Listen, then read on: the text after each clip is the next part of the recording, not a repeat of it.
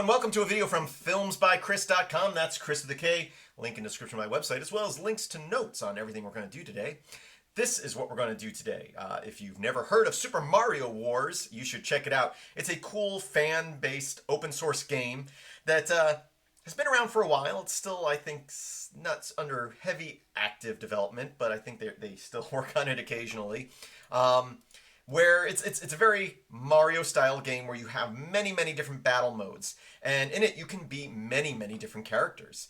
And I've downloaded the source code. This is a directory with all the characters, so you can see you have Donkey Kong here. You can be a little Koopa Trooper guy, Mario or Luigi, whatever. You know, there's many characters from different classic games, including Pac-Man and you can be Toadstool. If I select all these, you can see there's 107 of them. So you can be 107 different characters. But what I want to do is, let's say I wanted to use these graphics in one of my games and get sued by or get a takedown notice from Nintendo.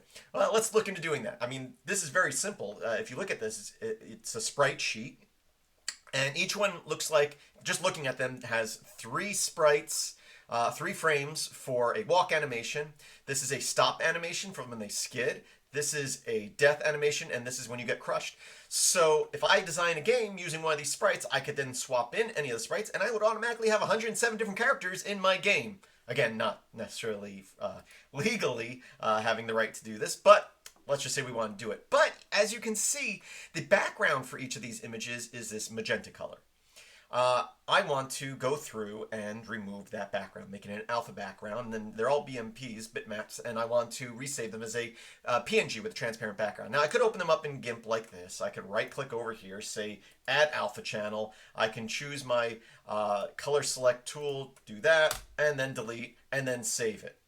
107 times. I'm not going to do that. I'm a programmer. I'm going to do things a bit quicker. Now, I know if I undo this, if I go into my dropper tool here, I guess I could just click that. I'm going to click this, and I was to select that color. I can see, I already know because this is a standard color that's used for transparent backgrounds. But you can see it's FF00FF. It's just a magenta. I would call it magenta. I really don't know. Magenta's a pink color. It's a pink color. It's red and blue with no green, okay? And I just want to make that transparent. But let's say I didn't know that color. And let's say I had all these images. I could go and select one, but let's say I just want to completely do it from shell. I can assume that when I look at these images, that the top left pixel is going to be that same color for all these. It's not. There's 1 or 2 that aren't. But let's just assume that it is. Now, in a previous video, we used this command to get the color of an image. So let me go ahead, or a color of a pixel. So let me go ahead and do this. Oh, I'm in the wrong directory here. Okay, I'm in the proper directory, and I shortened up my prompt here to give us a little more room. So there are all the images. And if we look at this, the first one's FTG. Let's just start typing that out. So I'm going to say ImageMagick, FTG, and we want the train one, just because it's the first one on the list so we can see it when we look in our file browser. And I can do this. We did this in the last video, right? We're saying format, give us the hex value of the first pixel, pixel 00. Do that, and as you can see, just like we saw in GIMP, it's FF00FF. That's equivalent of 255, 255 for RGB. So I'm getting upload notices for videos I just recorded. Whatever, let that go. Okay, so we know it's that color, but now let's script it out. And while we're scripting out, let's watch in our file browser here. I am going to run this. And again, there'll be links in the description of this video. I'm saying for every BMP, every bitmap in this file, we're going to create a variable called IMG. We're going to echo out that file name just so we have some sort of output. And then I'm going to use ImageMagick, that image. I'm going to set the transparency of whatever color is that value. So I could just put in the hex value right there, but I'm saying look at the first pixel. So even if this wasn't FF00FF, I'm saying look at the first pixel and then resave that. I'm saying take the name of that, remove the BMP, and add PNG. So simple little command. I'm going to run that, and as I run it, we're going to all of a sudden we now have a transparent background for almost every single image. If I scroll through here, we should see at least one, maybe two. There. This one, I don't even know what that's supposed to be. Uh, the top pixel was not that pink color. And then we reached, so I think that was the only one. The rest of these are all the originals. If I was to Control F3 or F2, and I was to sort by name and then go back to this, we can now see each one, the original with the new transparent one next to it. So now I have all these with transparent background. I'm still not 100% there for a game that I'm going to use this because they do have some interesting color types here. I thought maybe it was just a hue shift, but it must be some sort of palette swap. Because you can see Kirby here is red, not pink. And Mario is close to being the right color. He's a little bit off, but you can tell them they're all just like, is that Hello Kitty there? She's a funny color.